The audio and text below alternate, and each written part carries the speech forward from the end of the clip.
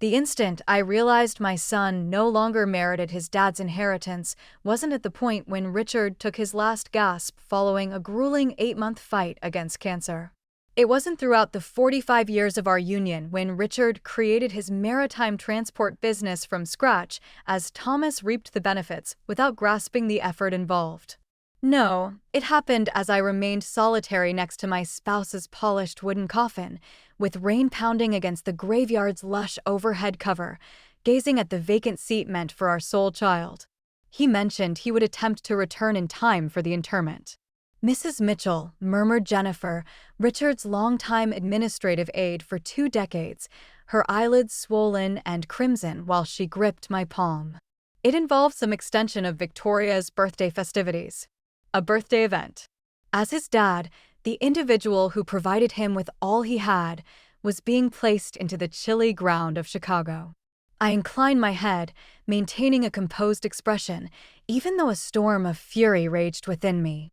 The ceremony overseer looked toward me with inquiry, obviously pondering whether to delay. The additional attendees, numbering in the hundreds from Richard's staff, professional contacts, and companions, fidgeted restlessly, observing the ultimate disrespect from a child toward his parent. Proceed, I stated, my tone firm despite the quiver in my chest. While the minister delivered phrases that faded amid my sorrow, my thoughts wandered to the discussion Richard and I had exchanged mere weeks prior to his passing. His formerly robust physique weakened by illness, yet his gaze remained keen with the cleverness that had transformed Mitchell shipping into a corporation worth billions. He's unprepared for it, Ellie, Richard had remarked, his speech hoarse from the devices they'd just taken out. Perhaps he never will be. He's 42 years of age, I'd contended, more from routine than belief. I'd shielded Thomas from his dad for years, a parental reflex I couldn't shake. He'll rise to the occasion when necessary.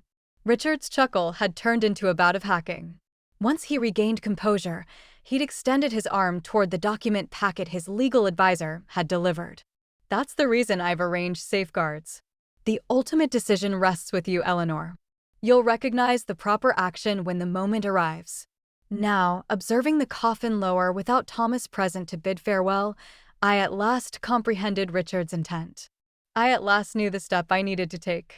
The gathering at our residence overlooking the lake was a subdued event.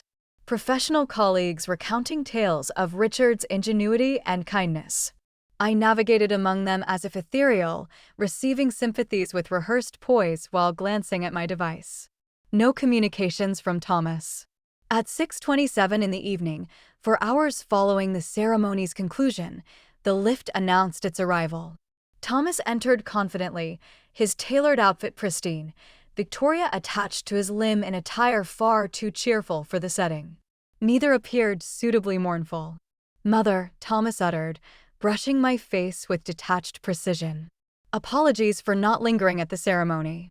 Victoria's gathering had been organized for months. You get it. I regarded my son, Richard's favored child, possessing his dad's firm chin but lacking his integrity, and perceived him truly for what might be the initial instance. The will's recitation occurs tomorrow at 10 in the morning. I declared, my tone absent the affection I'd perpetually saved for him. Richard's legal representative requires every heir to attend. Regarding that, Thomas mentioned, reducing his volume in a secretive manner.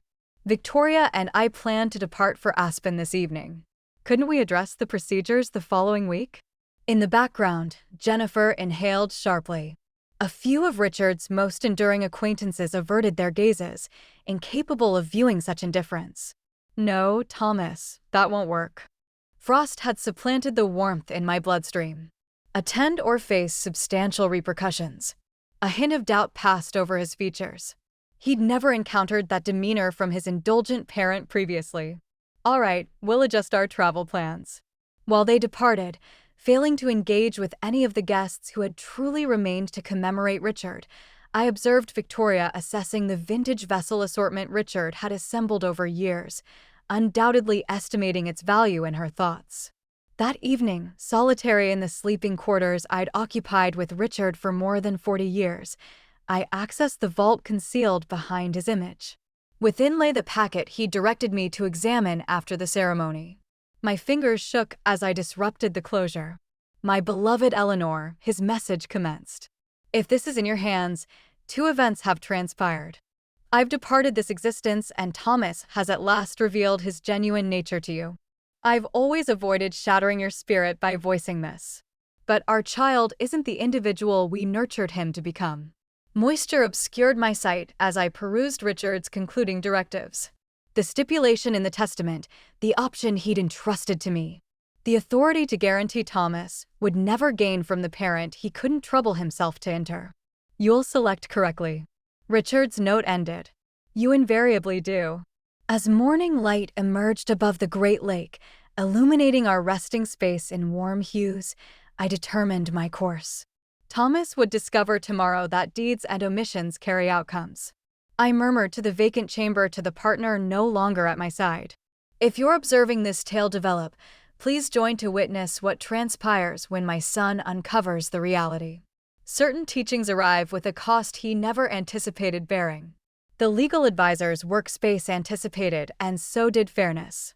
The wooden-walled meeting area of Harrington and Associates grew quiet as Walter Harrington, Richard's lawyer and companion for 3 decades, positioned his spectacles for reading. 10 individuals occupied seats around the enormous surface. Myself, Thomas and Victoria, Richard's sibling Margaret, our grandchild Charlotte, Thomas's offspring from his initial union. 2 firm leaders, Richard's philanthropy overseer and Walter's legal colleague.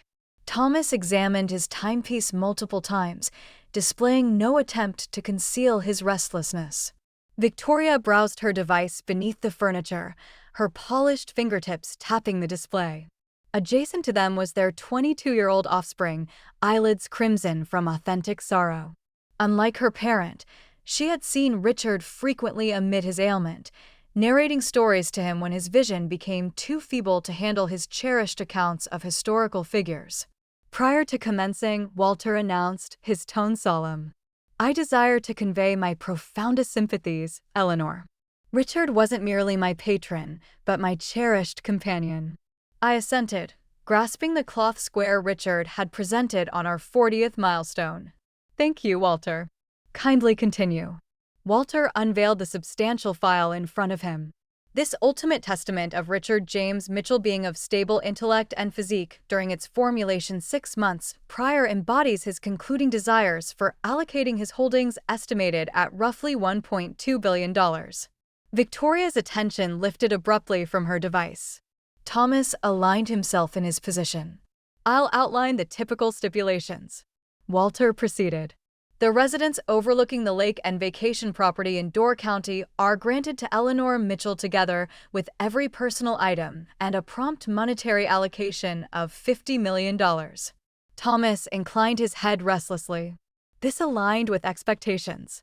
Mitchell's shipping company controlling interests are to be apportioned in this manner. Walter halted, casting a quick glance my way before advancing to Thomas Mitchell, offspring of the departed. Thomas inclined ahead with anticipation. "Contingent on the ethical conduct provision on page 27, segment B." "What ethical conduct provision?" Thomas interjected, scowling. Walter navigated the sheets deliberately. "The provision states the following. The grant to my child Thomas depends on my spouse Eleanor's exclusive judgment concerning his actions amid my concluding period and burial proceedings. If Eleanor considers his conduct discourteous, careless, or unsuitable, she can activate this provision to reallocate his bequest as detailed in Substitute Allocation Scheme C." The color vanished from Thomas's countenance. "That can't be permissible." "I guarantee it is," Walter responded serenely. "Your dad had it reviewed by 3 distinct legal groups. The judiciary has regularly supported ethical conduct provisions when precisely outlined, as this is."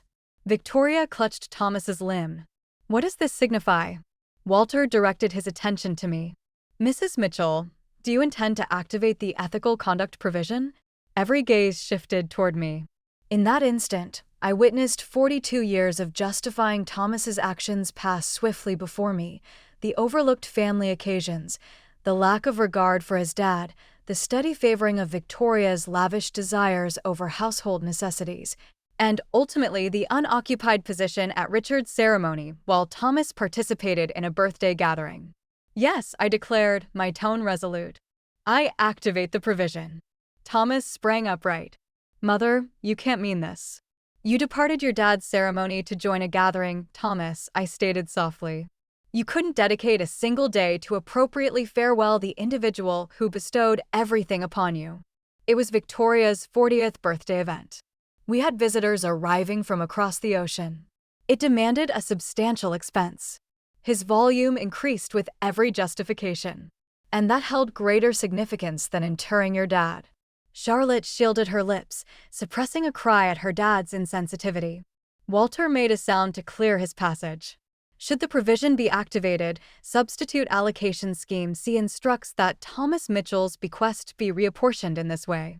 30% to the Richard Mitchell Foundation for Learning Access, 30% to Charlotte Mitchell, 30% to Mitchell Shipping Staff Retirement Improvement, and 10% to Eleanor Mitchell to allocate as she sees fit. Victoria's features twisted with anger. You orchestrated this. This constitutes senior coercion. The sole coercion, Walter inserted decisively, was Richard's meticulous judicial preparation to safeguard his heritage from exactly this mindset. Thomas collapsed back into his seat, stunned. So I receive 0. 40 years as his child, and I receive 0. You obtained all a child could desire, I answered, my spirit fracturing despite my determination. A dad who adored you, who constructed something for you, who sought nothing beyond your admiration in exchange. This is preposterous, Thomas stammered.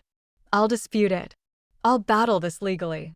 Feel free to attempt, Walter remarked. But Richard foresaw that reaction. The testament incorporates a no-dispute stipulation. Any heir who contests the testament relinquishes even the nominal allocations provided elsewhere. What nominal allocations? Thomas insisted. Walter advanced a sheet. Your dad bequeathed you his initial workstation, the collapsible game surface where he drafted his enterprise strategy and his assortment of volumes on commercial principles. In different situations, the sarcasm could have seemed amusing. Now it merely appeared sorrowful. Victoria rose suddenly. We're departing. Thomas contacted Jensen. We require a legal representative who will genuinely advocate for us. She exited forcefully, neglecting to secure the entrance after her. Thomas trailed, halting at the entryway to glance back at me. I'll never pardon you for this, Mother, he expressed, his tone frigid with wrath. Following their exit, Walter persisted with reciting the leftover stipulations. Charlotte would obtain her share via a managed fund. The benevolent organization would emphasize grants for disadvantaged young people. The staff retirement improvements would secure stability for those who assisted in realizing Richard's aspiration. Once the recitation finished and others departed, Charlotte remained, shifting to position herself next to me. Grandma, she murmured, clasping my palm. I'm deeply regretful about Dad. Grandpa merited superior treatment. I pressed her digits. Your grandpa cherished you immensely, Charlotte. He perceived in you what he had aspired to observe in your dad. As we exited the workspace jointly, I experienced both devastation and firmness. Richard had bestowed upon me the authority to select this path, aware of the anguish it would inflict. But he'd also recognized I would choose appropriately, regardless of the challenge. I halted in the entrance hall, an odd impulse overtaking me once more. If you're tracking this narrative, I uttered gently, please join to observe what occurs subsequently. The struggle for Richard's heritage has merely commenced, and Thomas won't yield a fortune worth billions without resistance. Charlotte directed a puzzled glance my way.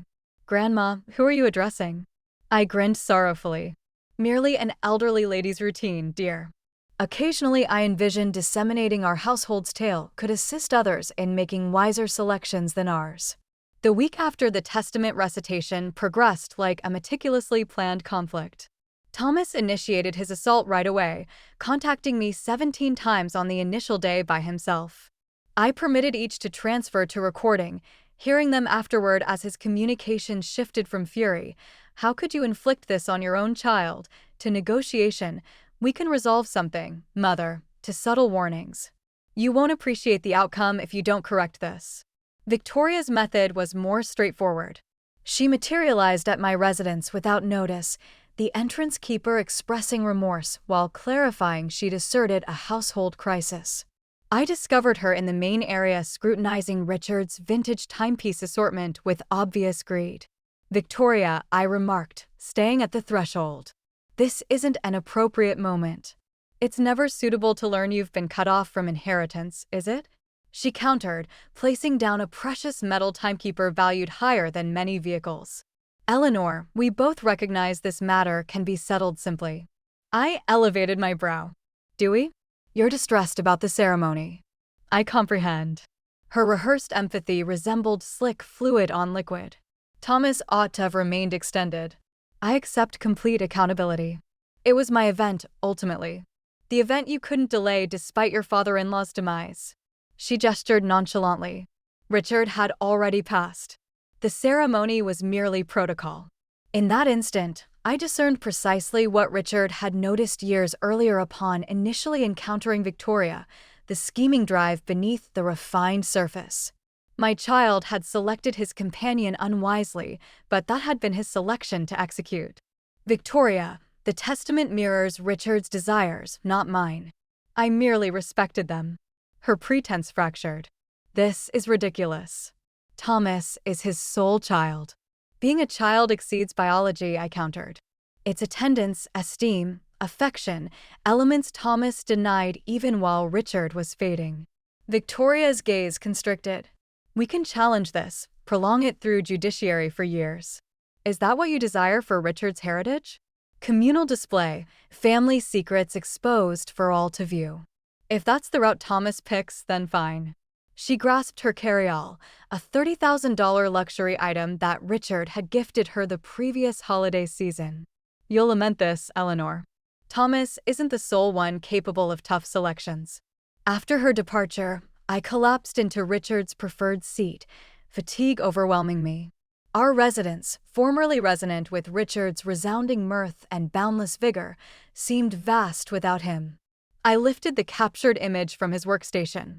Thomas, at 10 years, positioned proudly on the front of Richard's initial trade ship, parent and child radiating in identical leaders' caps. Where did we misplace him, Richard? I murmured to the empty space. The subsequent morning delivered another unanticipated guest. Charlotte appeared at my entrance, holding a container of my preferred baked goods. Her demeanor blended resolve and unease. Grandma, I trust it's fine that I arrived. Dad's been challenging since the testament recitation. I guided her indoors. You're perpetually welcome here, darling. During beverage, she disclosed the turmoil erupting at Thomas and Victoria's dwelling. They're discussing vending the residence, their artwork assortment, even Mother's former adornments that were intended for me eventually. Victoria continually states they're abruptly lacking funds due to you. I shook my cranium mournfully. Your dad earns $1.2 million yearly as area supervisor for Mitchell Shipping. That role stays his. Richard never aimed to render him penniless, only to secure the firm's heritage was shielded. They don't perceive it that way, Charlotte. They're consulting with legal experts, discussing improper sway and your mental condition. Victoria proposed you were overly sorrowful to form logical judgments. The sarcasm didn't escape me. And what do you believe, Charlotte? Her gaze, so similar to Richard's, encountered mine steadily. I believe Grandpa understood precisely what he was executing. And so do you. That afternoon, Walter contacted to notify me that Thomas had indeed submitted initial documents disputing the testament. He's asserting you're sentimentally impaired by sorrow and that Richard was under treatment that impacted his discernment when the testament was revised. Both anticipated, I answered. What's your evaluation? Their argument is feeble.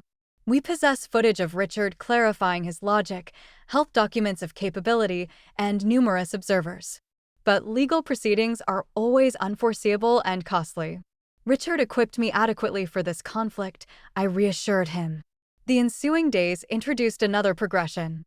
Mitchell shipping workers from peer laborers to managers started dispatching notes, visiting with meals, phoning to provide backing. They'd caught wind of Thomas's dispute and wished me to know they supported Richard's outlook. Your spouse rescued my household when he maintained my compensation during my illness therapy, stated Marco, a 30-year transport supervisor. We never overlooked that type of guidance. It was amid this surge that I uncovered Richard's concluding present to me. His administrative aide, Jennifer, brought a closed packet that Richard had ordered her to retain until Eleanor requires recalling why she's battling. Within was a message and a tiny opener. The message stated plainly, "For when Thomas compels your action, storage compartment 447, all my affection, eternally." The storage site was temperature regulated, mainly utilized for Richard's excess enterprise records. Compartment 447 held one object, a recording device linked to a display screen. An adhesive memo on the monitor stated, "Activate playback." Richard's visage occupied the display, vigorous and robust, captured prior to his condition identification. "Greetings, my precious Eleanor," he started. "If you're viewing this, then Thomas has selected his course and you've respected my desires despite the distress it's inflicting upon you." Tears cascaded down my cheeks as Richard detailed proof he'd been accumulating for years. Records of Thomas's mishandling of firm assets, his non-attendance from vital gatherings, accounts from worried managers, a full dossier backing the tough choice we'd executed. "I couldn't endure displaying this to you during my lifetime," Richard proceeded. "You perpetually desired to view the finest in our child. But I needed to defend what we constructed, not merely for riches, but for the multitudes of households who rely on Mitchell Shipping conducting operations correctly." As the recording concluded, Richard gazed straight into the lens. "Remain resilient. My love. Recall that occasionally the most compassionate action we can take for our offspring is to demand accountability from them, even when it shatters our spirits." I departed the storage compartment with refreshed determination. Richard's insights strengthening me for the conflict forthcoming. That night, as I surveyed the urban horizon from our Now My residence, I sensed a known impulse. If you've been tracking this challenging path I uttered to the sparkling urban illuminations, please join and distribute this narrative. Occasionally, the most difficult choices we make for those we cherish are the ones they oppose the fiercest. The judicial documents reached on a Tuesday dawn conveyed by a severe expression messenger who avoided my gaze. 56 sheets of accusations, my declining psychological condition, Richard's drug-caused bewilderment, and the most agonizing, assertions that I had coerced my fading spouse against our sole child, stemming from envy regarding Thomas's connection with Victoria. I positioned the papers on Richard's workstation, now mine, and contacted Walter promptly. "They've escalated dramatically," he remarked after I outlined the submission. "This exceeds merely disputing the testament now. They're assaulting your ability, your integrity, and your union." All to evade acknowledging Thomas couldn't allocate one day to correctly inter his dad, I responded, astonishing myself with my stable tone. "Eleanor, you should be aware. They've sought Richard's health documents, your communication logs, and they're pursuing statements from domestic personnel. They're searching for anything to imply you swayed Richard improperly during his ailment." A chill indignation settled in my torso. Allow them to investigate. Richard and I formed this judgment collectively with lucid thoughts and fractured spirits. That afternoon, the initial journalist phoned. In some way, information of the Mitchell household disagreement had escaped. By nightfall, 3 separate Chicago commerce journals had contacted for remarks. Mitchell Shipping, successor conflicts widow over fortune in billions, stated one title already spreading digitally.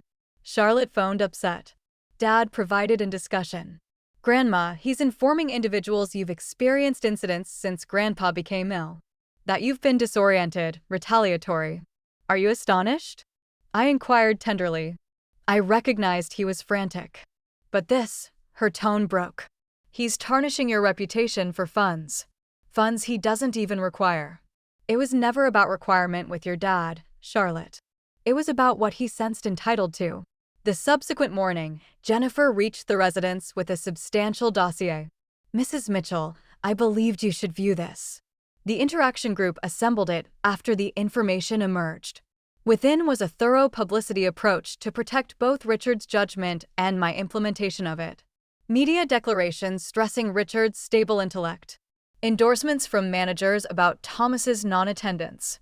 Meticulously selected images displaying Thomas absent from key firm occasions while holidaying in distant spots. Richard approved this? I questioned, amazed by the comprehensiveness. Jennifer assented. 6 months prior, he stated if Thomas compels a communal conflict, we'll be prepared to safeguard Eleanor's dignity with the facts. Even from afterlife, Richard was shielding me. I contacted the union ring I still adorned, sensing his existence. Let's delay, I resolved. We'll reply if required, but I won't initiate the initial assault against my own child publicly. Jennifer appeared comforted. That's what Mr. Mitchell anticipated you'd express. There's another matter. She extracted a closed packet from her carrier. He requested me to deliver this to you if Thomas approached the media. Within was a scripted memo and a storage chip. Richard's memo stated, the extreme measure. Your decision, my love. Employ only if Thomas provides no option. The storage chip held recorded footage. Thomas at firm gatherings, evidently under influence. Delivering improper remarks to workers. Thomas disputing harshly with Richard amid his ailment, charging him with sentimental coercion for requesting his presence at leadership sessions. Thomas and Victoria ridiculing Richard's disease indications when they assumed no one was overhearing. I secured the chip in the vault, distressed at core. Richard had recognized it might reach this, but had entrusted the selection to me. The authority to ruin our child standing with proof of his own conduct. The legal action's initial session was arranged for the subsequent week. In readiness, Walter organized for me to be assessed by 3 autonomous mental specialists to oppose Thomas's assertions about my psychological condition. All 3 assessments verify what we understand, Walter guaranteed me. You're entirely capable, showing suitable sorrow, but no mental deficiency. Will it suffice? I questioned, combined with Richard's precautionary recordings explaining his choice-forming procedure. It ought to, but Thomas has engaged Grayson Mills. I identify the title. Chicago's most forceful inheritance disputant, notorious for devastating strategies.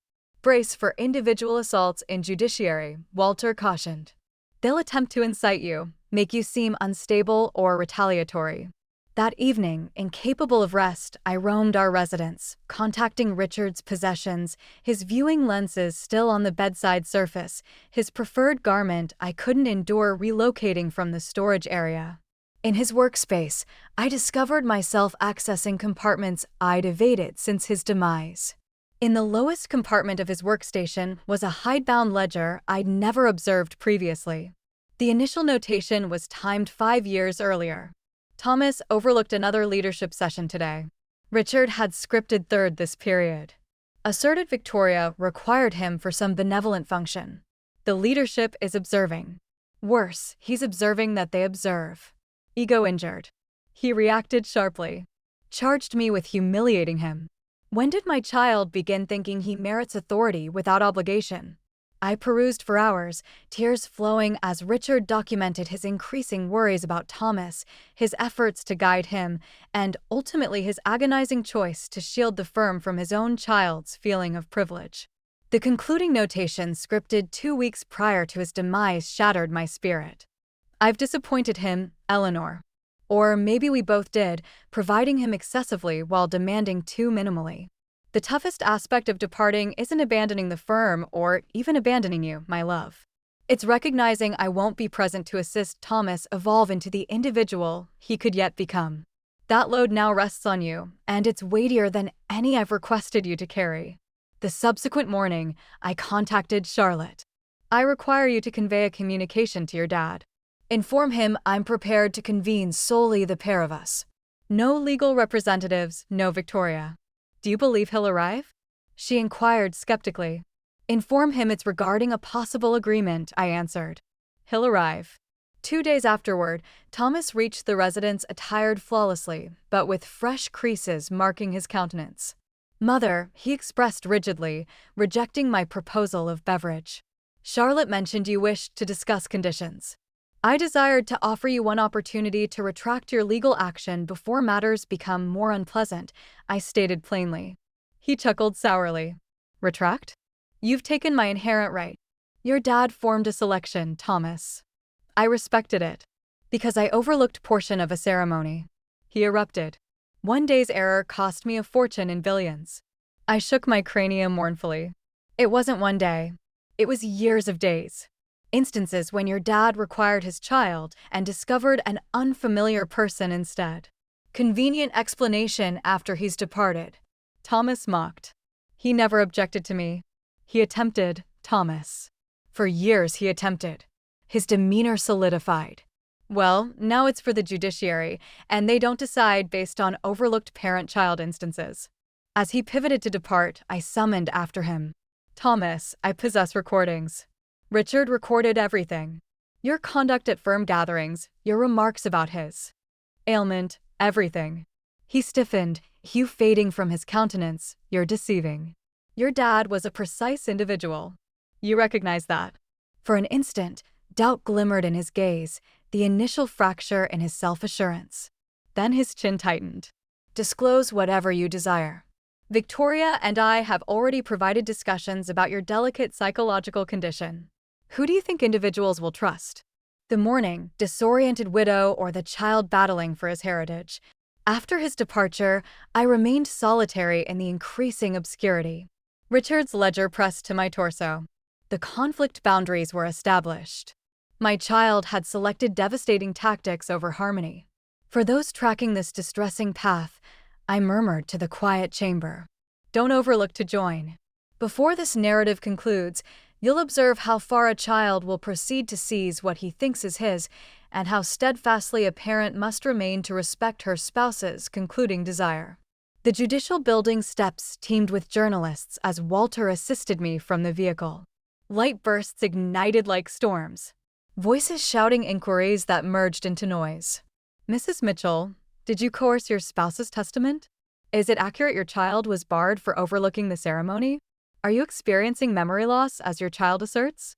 Walter directed me through the ordeal, his limbs firm around my upper arms. No remarks until after the session, he reiterated decisively. Indoors, the judicial chamber was already crowded. Reporters, inquisitive legal experts, and a surprising quantity of Mitchell shipping workers. In the foremost row sat, who'd messaged earlier that she would participate despite her dad's anger. When our gazes connected, she offered me a minor, courageous grin. Thomas and Victoria arrived from the lateral entrance with their legal representative, Grayson Mills, a slender figure with icy gaze and a notoriety for demolishing testifiers. Thomas was dressed perfectly in a traditional outfit that evoked Richard painfully, while Victoria donned mourning-like darkness, a deliberate visual declaration. Judge Patricia Winters, a seasoned authority in inheritance judiciary with metallic locks and sharp gaze, summoned the session to commence exactly at 9 a.m. This is an initial session concerning the Mitchell holdings, she initiated. I've examined the submissions from both sides. Mr. Mills, as the requester's advisor, you may start. Mills neared the platform with rehearsed seriousness. Your Honor, this matter revolves around a severe wrong. Thomas Mitchell, the sole offspring of the departed Richard Mitchell, has been essentially cut off through the coercion of an ethical character stipulation, a stipulation added during Richard Mitchell's concluding ailment when he was intensely treated and vulnerable to sway. He motioned dramatically toward me. Mrs. Eleanor Mitchell, motivated by individual complaints and diminishing mental ability, persuaded her fading spouse to establish this punishing step, then employed it spitefully when her child overlooked sections of the ceremony to participate in a long-organized household occasion. The depiction was so inaccurate that I nearly chuckled loudly. Walter pressed my palm in caution. We will prove that Richard Mitchell was not of stable intellect when this stipulation was incorporated. That Mrs. Mitchell displayed dominating behaviors throughout his ailment, and that the cutoff signifies a major departure from Richard Mitchell's earlier voiced desires for his child to guide his firm. Judge Winters assented without display. Mr. Harrington, Walter ascended, the image of composed restraint beside Mills' dramatic delivery. Your Honor, Richard Mitchell was a precise entrepreneur who constructed a corporation worth billions through meticulous strategy and clear assessment of individuals' abilities. That identical systematic method applied to his holdings arrangement. He motioned to the substantial folders before the authority. The records we've supplied illustrate three essential truths. First, Richard Mitchell was verified intellectually capable by several doctors throughout his ailment, including the day the ethical stipulation was incorporated. Second, the stipulation itself was not a hurried addition, but aligned with Richard's enduring worries about his child's dedication to the firm and its principles. And third, Mrs. Mitchell's activation of the stipulation was not arbitrary, but the peak of years of concerning conduct by Thomas Mitchell. Conduct that peaked when he opted to participate in his spouse's birthday festivities rather than completely engage in his dad's ceremony. Walter halted, then appended softly. This matter isn't about a parent's spite. It's about a dad's privilege to guarantee his life's endeavor persists in skilled, dedicated grasp. 4. The subsequent 2 hours, both factions delivered initial contentions and proof. Mills presented sworn statements from Thomas and Victoria's communal group, asserting I had appeared disoriented and unreasonably furious at Thomas during Richard's ailment. Walter opposed with health accounts verifying my mental wellness and Richard's capability. The most intense instant occurred when Mills activated a recorded statement from Thomas and Victoria's domestic cook, who asserted to have overheard me informing Richard that Thomas doesn't merit anything you constructed. Walter promptly rose. Your Honor, background is vital here. We possess the full capture of that exchange.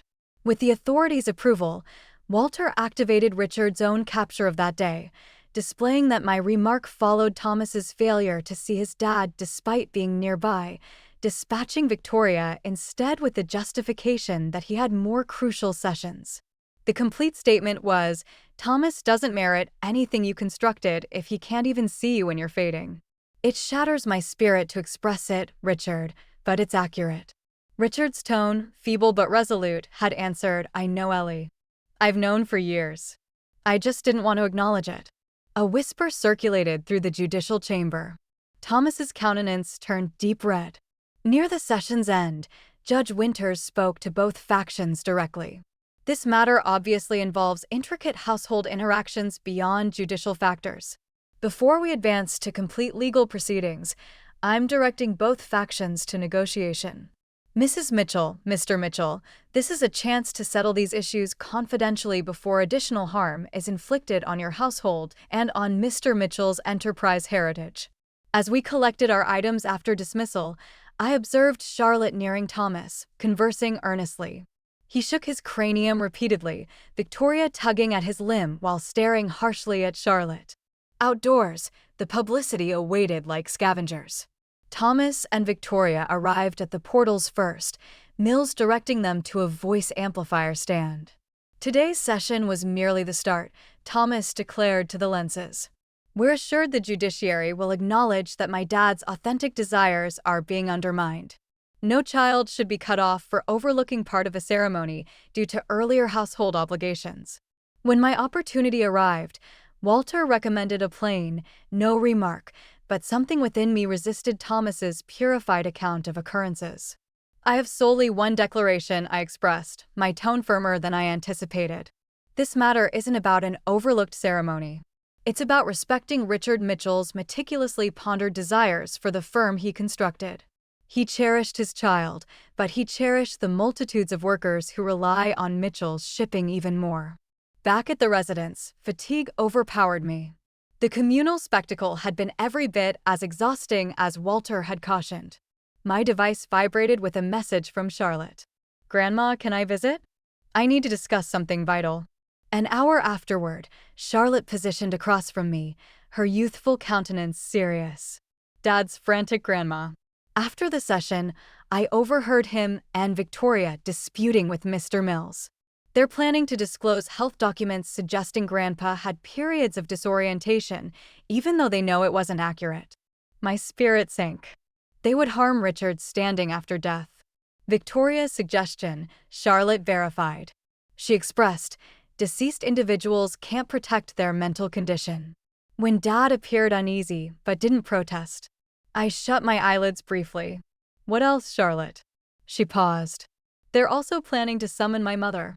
Thomas's initial spouse, Caroline, had stayed amicable with Richard and me after the separation, much to Thomas and Victoria's irritation. They think Mom will attest that you never favored Victoria and influenced Grandpa against her and, by extension, against Dad. After Charlotte departed, I positioned at the glass observing dusk over Chicago, the metropolis Richard had adored. Tomorrow would deliver more conflicts, more communal examination, more harm to the Mitchell title that Richard had labored so diligently to render equivalent with honesty. For the initial time since this started, I doubted whether I was executing the correct action. Would Richard desire his standing dissected after death? Would he desire Charlotte trapped between her dad and grandmother? Would he desire the firm title pulled through sensational headlines? As uncertainty infiltrated, I discovered myself addressing again to unseen observers of our household's misfortune. If you're still tracking this distressing path, join to observe what transpires when safeguarding a heritage means jeopardizing everything else. Occasionally remaining firm means remaining solitary. But is the expense too elevated? The Continental Transport Agreement emergency demanded prompt focus. By 9 in the morning the next day, I positioned in Richard's previous workspace at Mitchell's Shipping Central Office, encircled by worried leaders. Mars's warning to withdraw $140 million in yearly operations, clarified James Woodson, the temporary chief. Their agent explicitly mentioned guidance instability following the communal disagreements. They've been with us 20 years, I observed, reviewing the agreement specifics. This exceeds merely titles. No, James concurred darkly. Thomas reached out to them directly last week, evidently asserting he would soon regain authority and wished to renegotiate conditions. They were perplexed by the conflicting communications.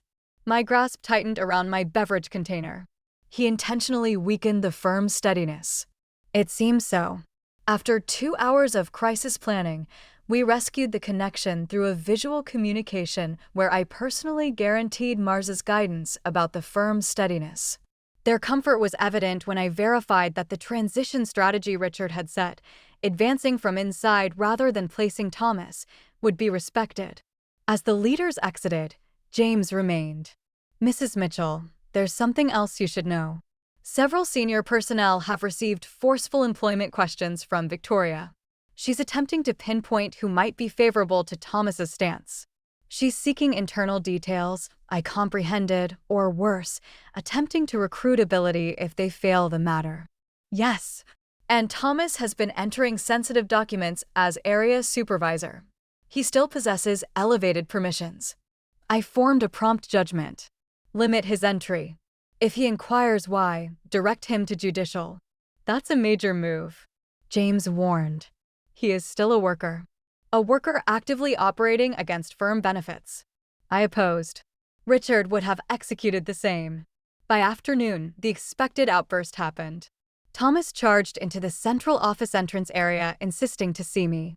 Protection phoned upward, and I directed them to accompany him to Richard's workspace. He erupted in, countenance flushed with anger. You've barred me from my own firm's networks. Your dad's firm.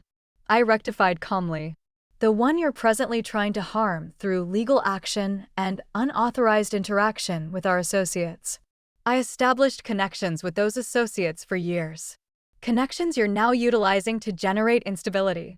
That ceases today, Thomas paced, passing his digits through his locks. A motion so akin to Richard's that my chest tightened despite all. This is ridiculous. I'm battling for what's legitimately mine. No, Thomas, you're battling for what you think you're entitled to. There's a distinction. He ceased pacing, his tone dropping threateningly. You know what Victoria expresses? She expresses you've always been envious of me, that you resented how Dad prepared me to assume control. The charge was so absurd I nearly chuckled. Is that what she informs you, Thomas? Your dad and I spent 20 years trying to engage you in the genuine operations beyond the executive space and spending allowance. You appeared for the allure and vanished for the labor. That's not accurate, he objected. But his gaze shifted away from mine. It is accurate. Richard recorded everything. The overlooked sessions, the failed discussions you didn't ready for, the workers whose titles you never troubled to memorize after a decade. Thomas struck his palm on the surface. Stop discussing me. Like I was some letdown. Dad was proud of me. He adored you desperately, I expressed softly. That's distinct from pride. Something glimmered in Thomas's gaze. Doubt perhaps, or a moment of distressing clarity. Listen to me, Thomas. The firm is already suffering from your actions. Agreements at risk. Workers distracted. Value oscillating. Is that truly what you desire? To harm what your dad constructed just to claim possession of its remnants. I desire what's mine, he reiterated, but with less assurance. Even if obtaining it destroys everything else, your standing, the firm's steadiness? I halted, observing him carefully. Your union? His attention snapped upward. What about my union? Do you really think Victoria would remain if there's no bequest arriving? No communal position as Mitchell Shipping's successor evident? That's a repulsive suggestion. He growled, but again his gaze betrayed uncertainty. Is it? Tell me, where is she now? Thomas, convening with the legal experts, planning the next assault. When was the last time she inquired how you're feeling about losing your dad? His countenance crumpled briefly before solidifying again. You don't know anything about my union. I know that before Victoria, you saw your dad every Sunday. I know you once treasured household customs like Richard's birthday angling excursions. All that altered when she decided those things weren't worth your time. That's not fair. And I know she was complaining about seeing your fading dad in the medical facility, calling it investing her time until the reward. Charlotte overheard her. Thomas became entirely motionless. Charlotte, she's fabricating. When has Charlotte ever fabricated to you? Even when you overlooked her birthdays, her completion ceremony, she never invented stories about you. She's always adored you too much for that. For a moment, Thomas appeared adrift, the assured, furious individual, replaced by a perplexed child trying to reconcile uncomfortable truths. Then his device vibrated. He glanced at it and his demeanor closed. Victoria requires me at the legal expert's workspace, he expressed rigidly. This exchange is finished. As he reached the threshold, I summoned after him. Thomas, whatever you resolve about the legal action, know this. Richard's greatest lament wasn't cutting you off. It was failing to assist you evolve into the individual he knew you could be. He halted without pivoting, his upper body tense. Then he exited without another expression. That night, Charlotte phoned in tears. Dad came to my dwelling. He inquired if what you expressed was accurate about Victoria's communication. I informed him everything. He just remained there, then departed without expressing anything. I'm concerned about him, Grandma. You executed the correct action, darling. I guaranteed her. Though my own worry was increasing. Sometimes the facts injure before they mend. Later, I received a message from Thomas himself. The initial direct interaction he'd started since the testament recitation. We need to converse, not about the legal action. About Dad tomorrow, I responded simply. Come for morning meal. 8 in the morning. Rest evaded me that evening. I wandered the residence, eventually finding myself in Richard's storage area, running my digits over his outfits, inhaling the diminishing aroma of his grooming fluid. In the compartment of his preferred outerwear, I found a small ledger I'd never observed, different from his operations journal. The initial sheet read simply, Things I hope for Thomas. What followed were not material grants, but aspirations that he discovers purpose. Beyond riches. That he prizes connections over position. That he uncovers the fulfillment of constructing something significant. That he becomes a parent who appears for Charlotte. By the concluding sheets, Richard's scripting had grown unsteadier, written amid his ailment. That he comprehends someday why I made this selection. That he pardons both Eleanor and me. That he uncovers it's never too late to evolve into the person you were intended to be. Tears flowed down my cheeks as I clutched this concealed evidence to Richard's enduring hope for our child.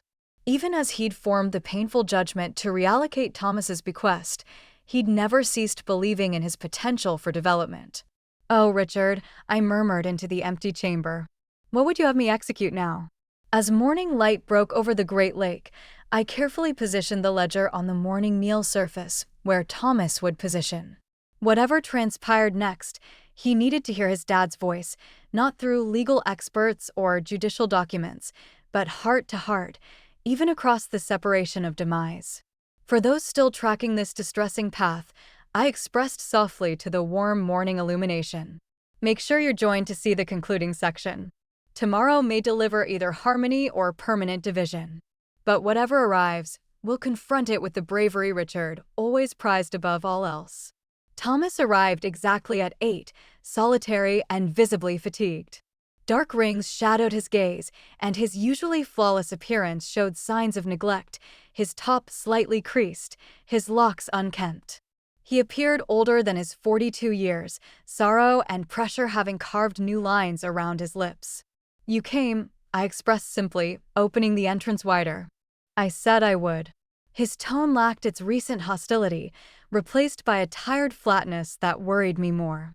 I guided him to the cooking area where I'd prepared Richard's customary weekend morning meal: mixed eggs with seasonings, fermented bread crisp, and potent dark brew.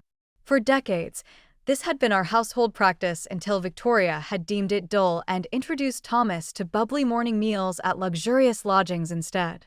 Thomas stared at the known arrangement. You remembered some customs matter enough to maintain. We positioned across from each other, the morning sun flowing through openings that showcased Chicago awakening below us. For several minutes, we consumed in quiet, the burden of unvoiced words lingering between us. Finally, Thomas set down his utensil. Victoria's departed. Though I'd suspected this might occur, hearing the confirmation brought no satisfaction. "I'm sorry." A sour chuckle escaped him. "Are you?" "You practically forecasted it." "Being correct about something painful doesn't make it less painful to observe," I answered. "What transpired?" Thomas stared into his brew. "After our exchange yesterday, I confronted her about what Charlotte overheard. She rejected it initially, then became furious that I would doubt her devotion." He shook his cranium. "We disputed. Things were expressed. I asked her directly if she would remain if there was no bequest arriving, no distinguished role at Mitchell's Shipping. And she packed 3 travel bags, took her adornments, including Mom's wrist ornament you gave me for her last birthday, and expressed she didn't enroll for this degradation." His tone cracked slightly. 12 years of union, and she was gone within 60 minutes. I extended across the surface, covering his palm with mine, our initial physical contact since the ceremony. He didn't withdraw. "I'm truly sorry, Thomas. Despite everything, I never desired this distress for you." He assented, then noticed Richard's small ledger beside his dish. "What's this?" "Something of your dad's I found last evening. I think he would want you to possess it." Thomas opened it hesitantly, his demeanor changing as he read the initial sheet. For the next 20 minutes, he remained in complete quiet, turning sheets slowly, occasionally wiping at his gaze. When he finally looked up, something had shifted in his countenance, the protective anger replaced by raw sorrow. "He never informed me any of this," Thomas murmured. "Would you have listened?" I inquired gently. He closed the ledger carefully. "No, probably not." After a long halt, he added, "I didn't know him at all, did I?" "You knew the dad who adored you without conditions. You didn't know the individual who built something extraordinary through sacrifice and integrity. I poured more brew for both of us. He desired you to know both." Thomas stared out at the urban horizon, Richard's beloved Chicago, where he'd begun with one rented pier and a used pull vessel. "I recall when I was 10, he expressed suddenly. Dad took me to the original pier where he started. It was still functioning then, just a small portion of the firm. He introduced me to every laborer by title, knew their offspring's titles, too. They all esteemed him so much." His tone grew distant with recollection. "I informed him I wanted to be just like him when I matured." "You still can be," I expressed softly. Not in directing his firm, that chance has passed, but in understanding what actually made him remarkable, which was his belief that achievement meant nothing without integrity. That riches was a duty, not just a benefit, that appearing for individuals who depend on you matters more than any profit margin. Thomas absorbed this in quiet, turning Richard's ledger over in his grasp. When he finally spoke again, his tone had changed. The privileged successor replaced by someone more reflective, more exposed. I'm withdrawing the legal action. Relief washed through me. But I kept my demeanor neutral. Why? Because Dad was correct. Thomas met my gaze directly. I haven't earned it. And fighting you through the judiciary won't alter that fact. What about your legal experts? Victoria. Victoria's departed. As for Mills, he can charge me for work done and then end our association. Thomas aligned his upper body. I'll manage it today. We shifted to the main area where images of our household through the years lined the storage shelves. Thomas halted before a capture of himself at 16, standing proudly beside Richard on the deck of the firm's primary ship. I had so many opportunities, he expressed softly. He kept providing me chances to advance, to learn, to develop. I wasted all of them. Not all, I corrected. You're here now, making a difficult but correct judgment. That counts for something. What transpires next? He inquired, turning to me. With the firm? With us? The firm will proceed as Richard planned, directed by individuals who share his values and vision. As for us, I chose my expressions carefully. That depends on what you desire, Thomas. I don't know what I desire anymore, he admitted. Everything I thought mattered. The funds, the position, Victoria, it's all gone or going. I'm 42 years old, and I have to begin anew. Perhaps that's exactly what you require. He assented slowly. Maybe so. As Thomas prepared to depart, he halted at the entrance. There's one more thing. I want to apologize to Charlotte. I've been a terrible dad to her. It's never too late to alter that, I expressed, thinking of Richard's concluding hope in his ledger. Would you? Thomas paused, displaying a humility I'd rarely observed. Would you be there when I conversed with her? I might need assistance finding the right expressions. Of course. After he departed, I remained solitary in the residence that had once pulsed with Richard's vigor and vision. For the initial time since his demise, I felt something beyond sorrow, a quiet certainty that we had reached a pivotal moment. 1 year later, on the milestone of Richard's demise, 3 figures stood beside his burial site in the November sunshine. Thomas, Charlotte, and I placed pale blossoms, Richard's preferred, against the plain stone marker. He would be proud today, I expressed, watching Thomas adjust his neckwear, not the costly designer labels he once preferred, but a simple one suitable for his new role as community engagement supervisor for the Richard Mitchell Foundation. After withdrawing the legal action, Thomas had surprised everyone by requesting not for funds or role, but for a chance to learn about his dad's benevolent vision. Starting at the foundation, he'd spent months visiting Mitchell Shipping's community efforts, learning directly about the learning programs and growth projects Richard had quietly supported for decades. Charlotte, now completing her advanced degree in natural studies with funding from her grandpa's fund, slipped her limb through her dad's.